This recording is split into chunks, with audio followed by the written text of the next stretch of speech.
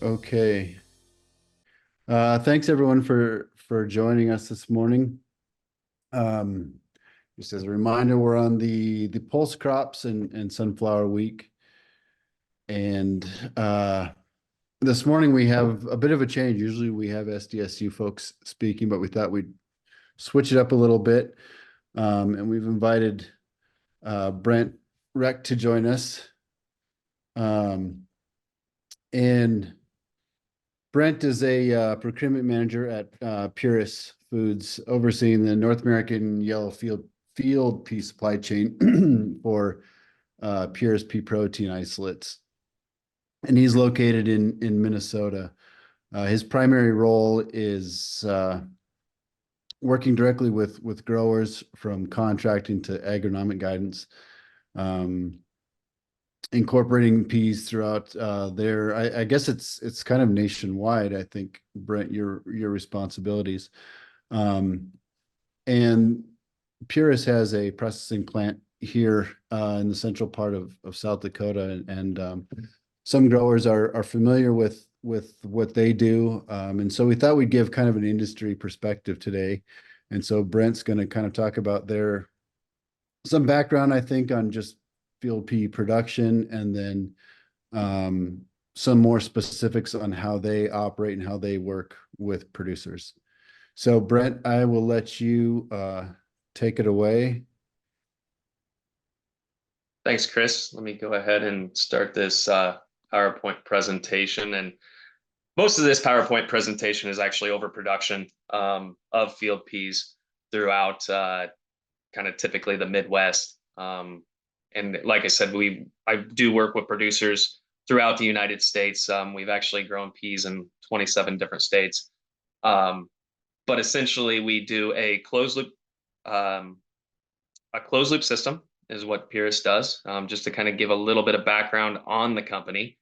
Um, our mission statement has been, since we were founded in the early 1990s, 1987, based more so on a germplasm and a breeding program of non-GMO and non-GMO corn and non-GMO soybeans, is what Jerry had started the company with. And his mission statement was to provide protein independence with a secure, integrated supply of pure non-GMO and then also organic seeds, grains and ingredients, and finished foods.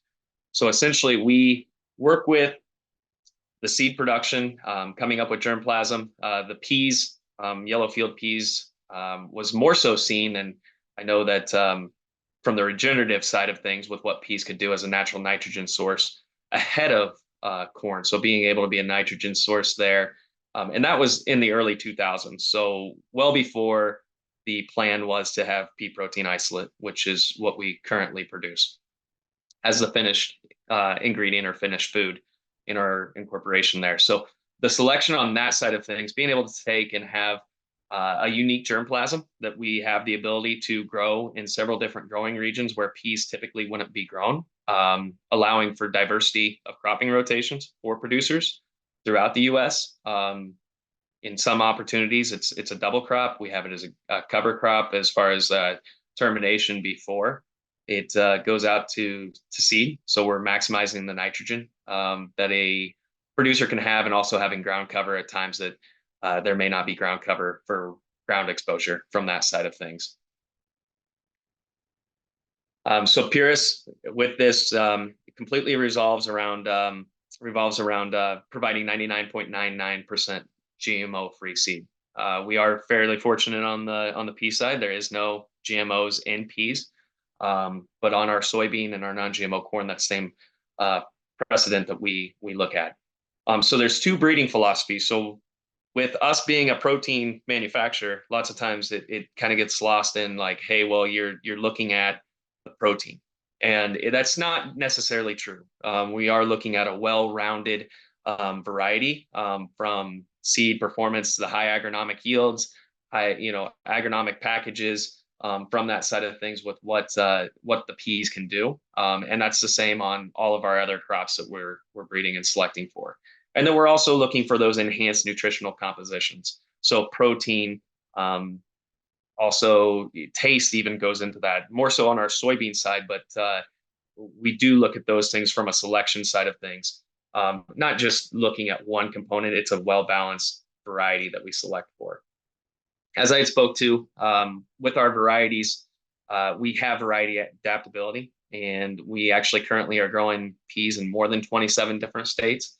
But essentially, we've grown from the southeast, from the panhandle of Florida, all the way back to Arizona, Bakersfield, California, about everywhere in between there, and then up through the Midwest and South Dakota, North Dakota, Montana still, in those areas that typically are more prone to grow peas. But like I said, incorporating more areas that we can grow and select for peas and be able to add diversity in a cropping rotation, add value to producers where in southern production, it's a short season crop, so they can actually double crop with that length of growing season.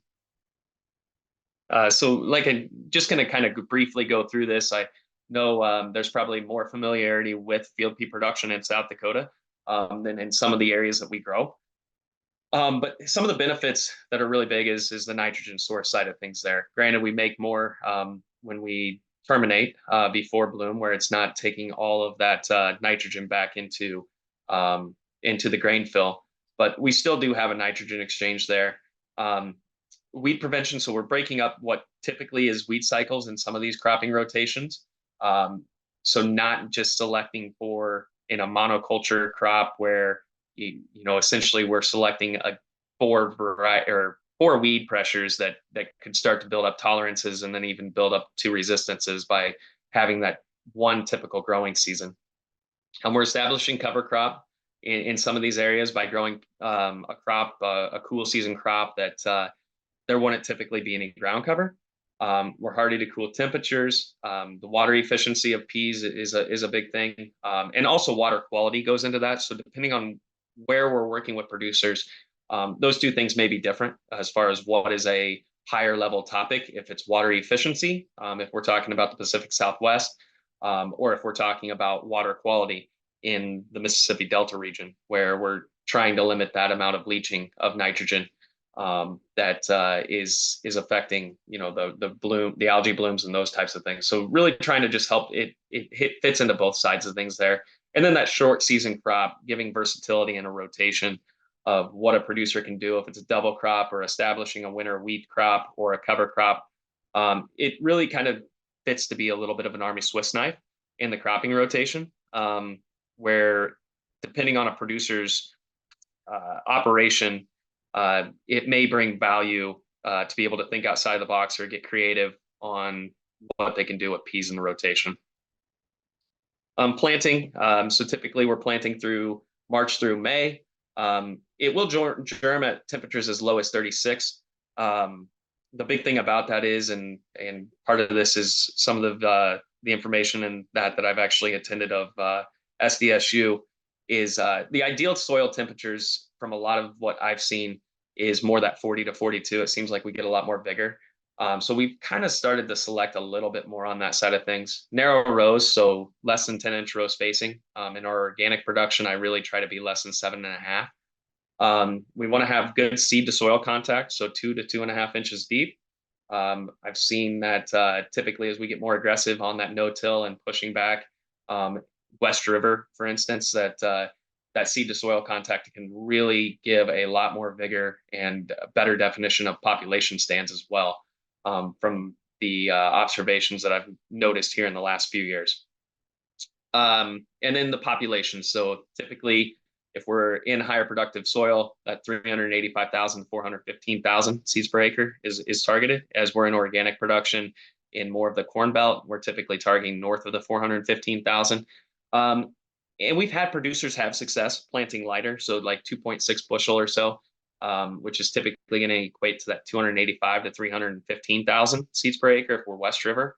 And we've seen success with that. So typically I like population, but it does seem like as you get West River into a little bit more arid, lighter soils than that, it does seem to perform well on our varieties at that lower plant pop as well. So big things here, just to overview, like I said, seed to soil contact is big with peas. We want to make sure that we're getting that furrow closed, good seed bed with what they're going into is critical as far as having a well-established even stand. And they're well-drained soils, so we don't like to put them on wet feet. It does seem like they perform well on heavier soil and lighter soil, as long as it's not holding that moisture or that at that at the root mass there, to limit having exposure to any type of uh, root diseases or anything along that way. And that's where also seed treatment can really play a role as well, and be beneficial in those wetter environments. We like to see increased plant population in a lot of our growing areas. We see a decent amount of benefit as far as vigor, closing the rows, weed prevention, from those increased plant populations. And then timely harvest is a big thing as well. One thing that's very nice about the variety that we have currently, the PP 1804, is it does have a really good shatter score, so it does give a little bit more of a window. But timely harvest is definitely going to be still critical with peas. So speaking real quick here on the water efficiency, like we spoke about throughout the growing season, legume, but do react more towards growing degree units. So they're not going to be as seasonal as soybeans. Our varieties, typically we're seeing more that 14 to 15 days of bloom, to kind of enhance what you can have for yield potential. We do want to have the peas in early because you want to mitigate as much risk as you can as far as having high heat during bloom, because that's going to be critical to your success. The 1804 is unique, the variety that we have, and why we can take it into some other environments, because if it actually burns up a bloom, it will actually put another bloom on that burnt up bloom and try to bloom again to maintain some yield there on that front.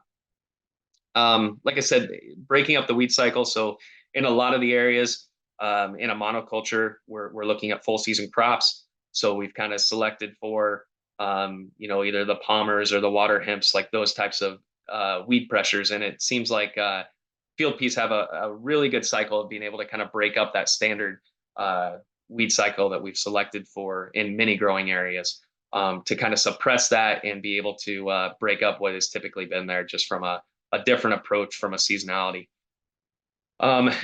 In some of our organic, it's bigger for them to have a cover crop. Cow-calf operations could have a sorghum sudan grass, fall grazing, a lot of different applications that we see with peas coming off earlier.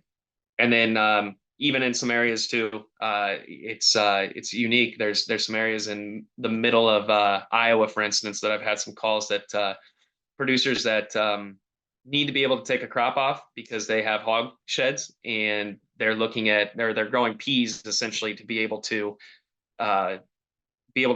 pull out from those lagoons sooner and be able to have summer, essentially July and August, that they can be able to apply fertilizer for that next crop next year.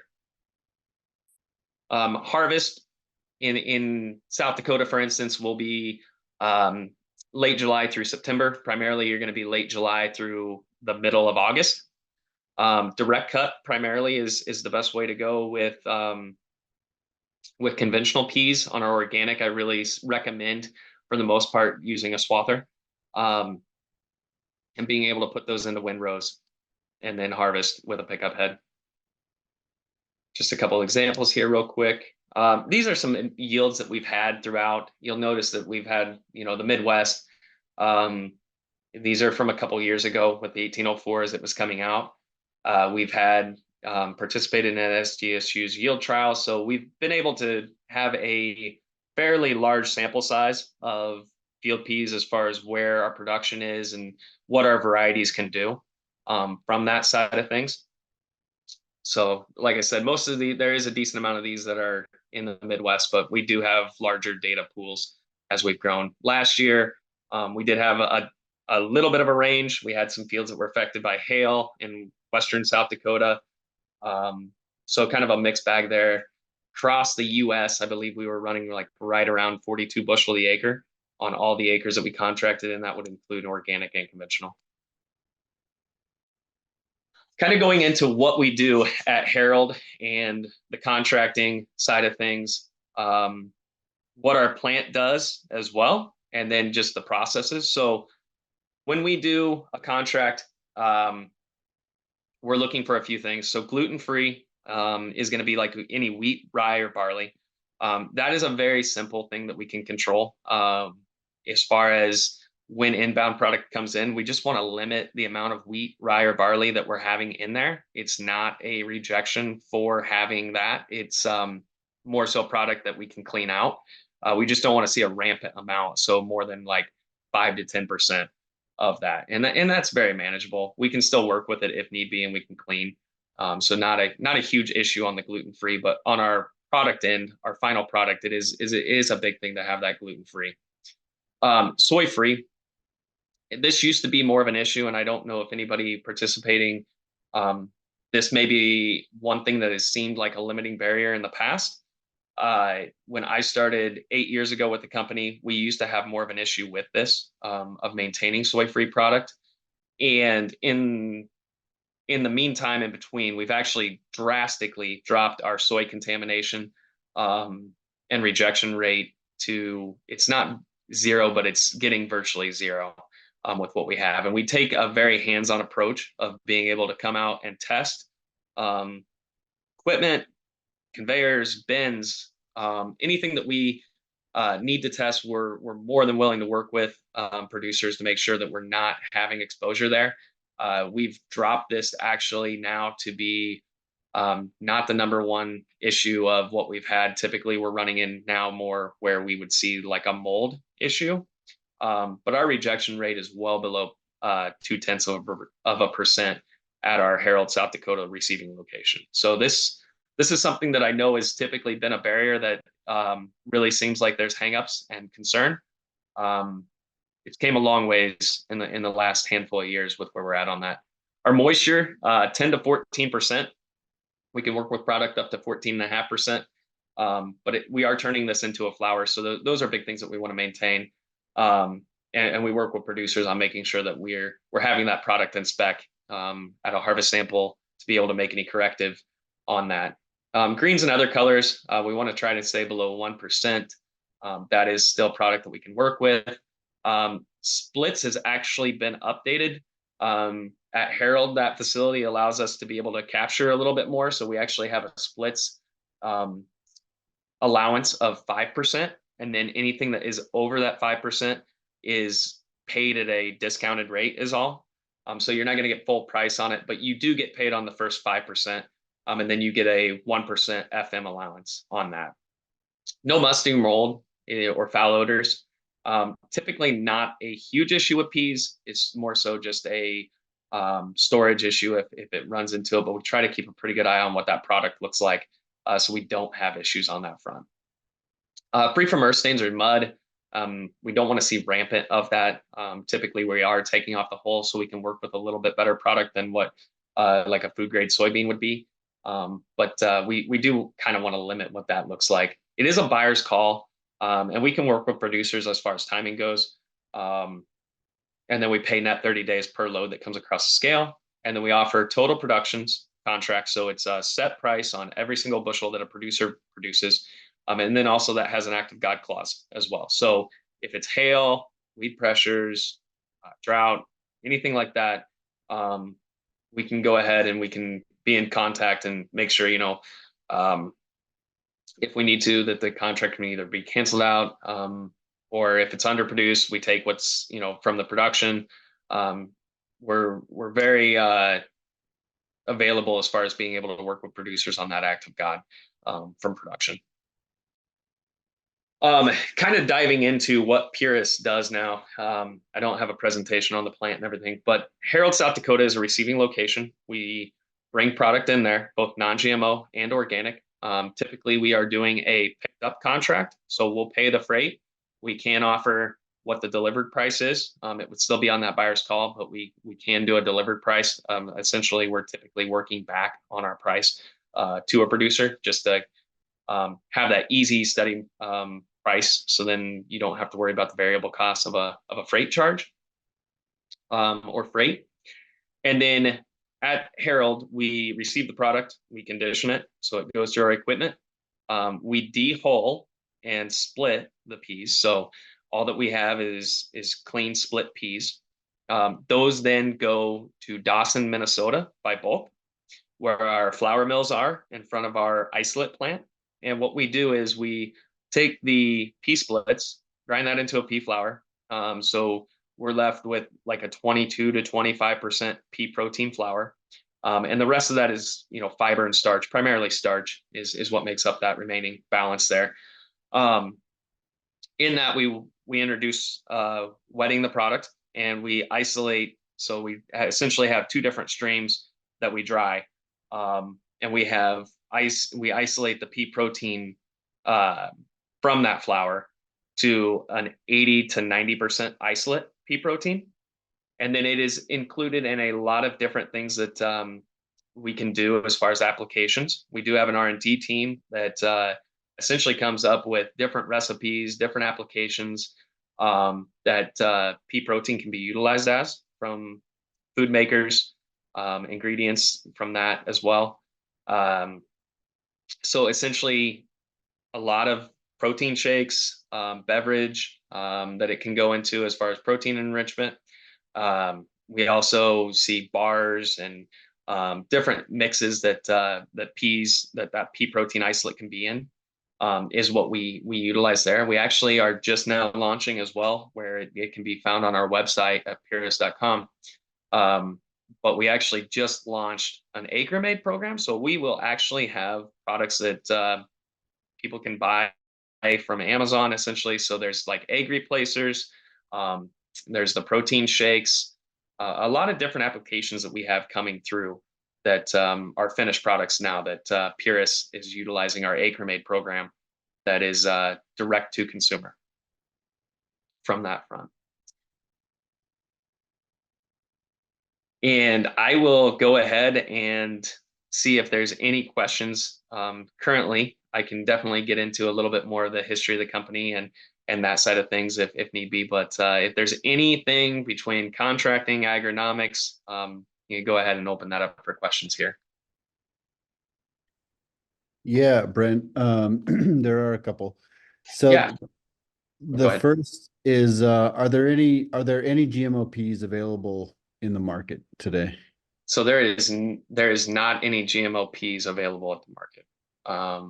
I'm not even sure if there's anything in research from that side of things, but all peas are non-GMO inherently, so there is no GMOs in that. One question, and I'm gonna kind of just build on this one just a little bit, because I know that there has been confusion in the past. Non-GMO peas, or our conventional peas, can still be sprayed. Typically I have producers work with their local agronomist. I will help as much as I can or point in the right direction from things that we see that work. But there still is herbicides that are available that you can contract with us. Our big thing is that we want to stay glyphosate free. With a lot of the food makers that we work with, that is a definite requirement, is being glyphosate free. That's not saying that the ground that it's not like, okay, well, I'm growing traded soybeans or traded corn. That's not saying that you can't spray that ground with glyphosate for those crops. We don't want it during our growing season is the big thing with it. So I know that sometimes seems like a misconception that you can't use herbicides with our peas. I think it's more in the Midwest where they're not as familiar with growing peas. So I do like to bring that up, that you can still, as long as it's to label, you're fine. But we don't want glyphosate. We definitely do not want glyphosate as a desiccant. It does seem like that practice has started to really dwindle, even in Canada, where it was a pretty common practice. So one question that I had, Brent, maybe if you could, for a new grower, let's say somebody that has never grown peas, really has no idea where to start, how would they get into this? Like, let's say if they wanted to contract with PURIS, what is can you just kind of walk us through what the steps are in terms of just setting up the contracts and what they can expect as they grow the peas? Yeah. So with setting up the contract, and there's different ways as far as a producer reaching out. It's much easier when producers have grown peas in the past. It's fairly more so walking over the specs, kind of what the expectations are of the contract with what we're doing. I really try to spell out exactly what our contract looks like. It does seem a little overwhelming with the distance or with the length of the contract on a production contract with our varieties. The vast majority of that is actually more so protecting our germplasm because it is unique and it's patented protected. So that's the vast majority of it. So typically when working with a producer, go through the expectations of what is from a producer, what the expectation of a producer has from us as well, and making sure that it's a fit for peas in the rotation. So, I mean, there's a lot of different things. If a producer hasn't grown peas, it's typically a brief overview of production. So very, very similar to the presentation that we just went through on the agronomics and the practices, making sure that the right type of ground is selected. So making sure that we're putting them in areas that are setting up for the most success. Also following up and making sure that we don't have any herbicide carryover issues as well. I'm just good enough at herbicides, make myself dangerous. So typically I will get a plan or get the past records of what that is, have a producer work with maybe an agronomist that's more familiar with the area on that.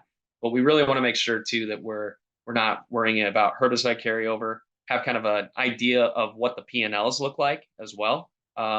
Setting up a threshold for, a conservative pessimist yield average so that the P&L can make sense for a producer because a lot of that's what it comes down to. And then we obviously can get into the details of the contract, timings of delivery, and just making sure that it's a fit for a producer. And everybody's operation is different as well. So I know that there's lots of times that I get asked the question of, okay, how many acres can I do? Or what is the amount that we can do? For new producers not used to peas, typically I don't like guys biting off more than they can chew. So we really have, and everybody's operation is different, shape, size, everything as far as that goes. So being able to make sure that it's at least a fair enough amount, that it's not a disruption to what they typically would do, where it seems like it's more of a hassle. So we set up kind of realistic expectations of what this is going to be, what it's going to look like, and be able to build from it. So trying not to jump into the deep end, but make sure that it is a fair enough amount for a test, and we can build from there is really the big things. Another question that I have is I know you're not an economist, but how does PURIS look at the economics of field peas, for somebody that's new to the growing? So really, when we come up with pricing, essentially I'm kind of the middle guy with PURIS. So I really work directly with growers. And then, so I know the P&Ls. So when we do pricing, I mean, we take in consideration where the pea market is, but we also, with as many areas as we're growing in, we're also looking at what those P&Ls look like. So we essentially are using like a profitability matrix to establish pricing. We're typically one of the first in the pea processing side that is coming out with pricing for new crop and production contracts. Part of that is because we do want producers to grow our seed. And we are putting a premium for producers that are growing our seed. That's another thing too, as I'm just here on that bullet point, I'd like to bring up. We'll work with producers on other varieties that we can purchase. There's not a premium to that we would have for our variety. But we also would like to, be able to show that our variety is going to perform for a producer. So just because a producer isn't growing our variety doesn't mean that we won't contract with them on that. But there is a value for being able to grow our varieties. But as far as the economics of it, We are looking at what the input costs are. We're looking at what it is against other crops to be competitive with that. For instance, soybeans, we're typically within striking distance of soybeans. It's not apples to apples when we compare it because there is some benefits to the peas breaking up, not being a full season with that side of things. But we are looking at those things. And South Dakota actually does get some benefit for our pricing models because you're closer. So essentially, it almost works a little bit like a basis from a freight savings side of things there. So South Dakota definitely has an advantage of where pricing is on peas as they're closer to the facilities and can be able to capitalize on that. So we do look and we want more acres and more producers growing in South Dakota. We've been able to expand here in the last 4 to 5 years with the acres and number of producers. But we are definitely looking to continue to make it profitable, bring value to our producers. That's the big thing there. And why we use like our profitability matrices when we're establishing the pricing. And the nice thing too is that we're working directly with end users. I mean, in a degree, we are the end user. So we're able to have those contracting pricing and be able to, our producer can kind of mitigate some of that risk exposure of what the markets could do with being able to have those total production full active guide contracts. Yeah, I think that's really helpful. And kind of along those same lines, protein seems to drive a lot of this market. Do you ever see it expanding to something like wheat where you have premiums and discounts for protein? So I am very against us having premiums or discounts for protein. And primarily a lot of that is until I see more of the data or things that you can do from a practice side of things, the variety itself is half the equation. So, I mean, you've got the genetics, but then on top of it, the big thing that we see a lot of variability in is the environment with what it plays for a role on protein. If there's applications or things that a producer can do that can year in, year out prove that you're getting protein from it, I'm not so much against it. I think that then that way a producer can, lock in what they're looking for from a protein gain. The way that I kind of look at it is the glass half full or half empty with what we see, because we've actually even seen it where we can have plus or minus 2% protein within an acre of production. So until we get some consistency on that side of things, I don't push for us at all to have a protein premium or discount. I think it's better to build in a fair price and have it steady for a producer. So it's not, well, I have 20 loads that made protein and I have 10 that didn't make protein. That's the big thing on my end from the production side. I know our plants would like to be able to see where we could do a protein premium. But I've been hesitant on it just because I'd like to be able to make sure that it's more quantitative with what we're doing from that side of things. And there's other things though too that build into it that isn't just the protein side. I mean, even from our varieties, if we have a fairly standard size or shape, just from a processing standpoint, we can actually typically gear our machinery in to kind of fit off of that and be able to capture more. So just on a yield efficiency, which is actually probably easier to gain than what the protein side of things would be. Yeah, and I would say from our research, we see it's very much based on the genome rather than management practices. I think, obviously in drought years, you get a little bit of a bump, maybe higher yields, you get a little bit more dilution and lower protein. We've seen a little bit with nitrogen fixation. If you can increase nitrogen fixation, there's kind of a weak correlation. You can maybe increase your protein, but yeah, I think I tend to agree. There isn't a lot like wheat. The obvious thing is, well, you just pump the nitrogen and you can increase your protein, but that's not really applicable in pulse crops. And so, It's just too variable, and it's too variable across the US from what we've seen. So to me, I think it's more fair to a producer to set up something that's achievable and just kind of build that in than to set here and have the premium for it.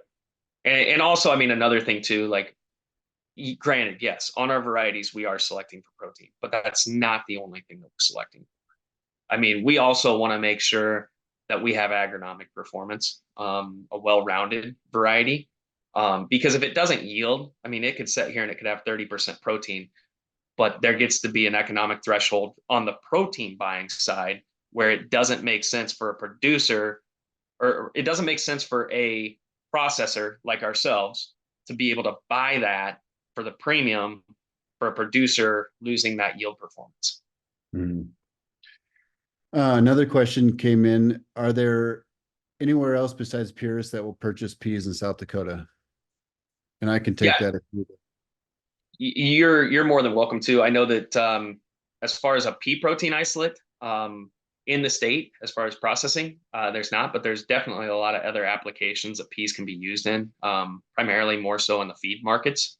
But Chris, I can kind of let and there's other outfits, that we have that we work with that are essentially our pea protein processors or pet food that they would buy peas in South Dakota, I would think. It's just more so of maybe what that freight rate looks like for getting those, delivered into Minot or Enderlin. Some of those from the protein side, anyways. I'll let Yeah, you, Chris, if you want to expand. sure. Yeah. And this is something we've been meaning to do is update where some of these other elevators are. As Brent mentioned, they're based in Harold. There's also Sunbird, I believe, buys some in Huron. Howe Seeds up in McLaughlin will take some peas. I don't know their capacities necessarily. Beach, North Dakota would not be too terribly far. They're in southwest North Dakota. Primarily, they're doing a lot of splitting, is what they do. Is what a lot of their stuff would go for. Yep, and there's a few down in North Dakota, or excuse me, Nebraska, for those that are in the Hastings, southern. Nebraska. Yep, Yep. has a location. Don't remember if it's still Columbia Grain. Believe it is. And then New Alliance Co-op in Southwest Nebraska is a buyer. Yeah, and there is one, I believe, in Alliance, Nebraska Yeah, too. that's a That's line. the Yeah, one. yeah, Yeah, yep, yep, same one. Okay. yep. Yeah, so there are, and then I think there's another one near Hettinger. Or where is Beach? Is that more central? Beach is Southwest North Southwest. Okay, Dakota. maybe that's the one I'm thinking Yeah. of. Well, Um, I think Anchor has something fairly close to that location too. And then Williston, North Dakota, um, has an AGT location.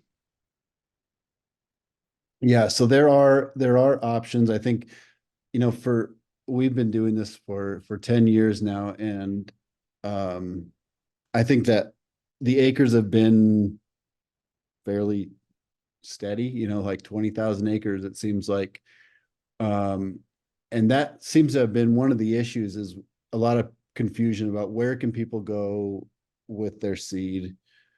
And so that was one of the reasons why, I wanted to get you on, Brent, and get some others, hopefully, as we proceed on this, just to kind of make people aware that there are options for these things. And that they do have a variety of both varieties, data available. So choosing some of that stuff, as Brent mentioned, we have the SDSU variety trials that we run every year, for which PURIS has varieties in there. We usually test anywhere from 30 to 50 different varieties. So there's quite a bit of information out there. And obviously we here are happy to discuss this further. We spend a lot of time on this, and I'm sure, Brent, you're available for further discussion as well. I did not, maybe we could share your contact information if anyone is interested. Yeah, for sure. Yep. Did you have it on the slide or we could put it in the chat? I can put it in the chat here actually. So Okay. I'll put down and my number. I mean, it's my cell phone, so can shoot me a text or give me a call. Um, and then my email address as well. So I'll put both of these in the chat. And then I think with that, that ends this session. Pat, if you want to display the QR code for CCA credits. Yeah, I think we'll have a quick poll as well. Kira, if you And want. obviously to- happy to take any more questions if there are others out there while this is being shown.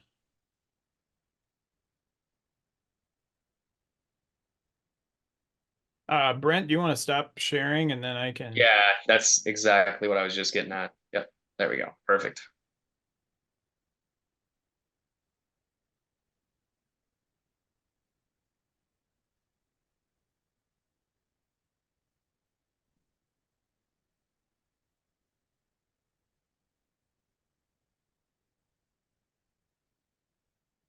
All right, there's a QR code.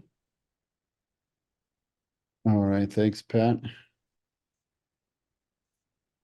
Well, Brent, I don't see any other questions. So thanks very much for taking the time to chat this morning and really appreciate it. Thank you very much for the invitation. And then you can drop off. We'll leave this up for a little bit for anyone that needs to scan it, but you can sign off whenever you're ready. Perfect. Thank you. Thanks again. All right, I'm gonna go ahead and close this down. Thanks again, everyone, for attending, and hopefully we'll see you tomorrow for pulse and sunflower diseases.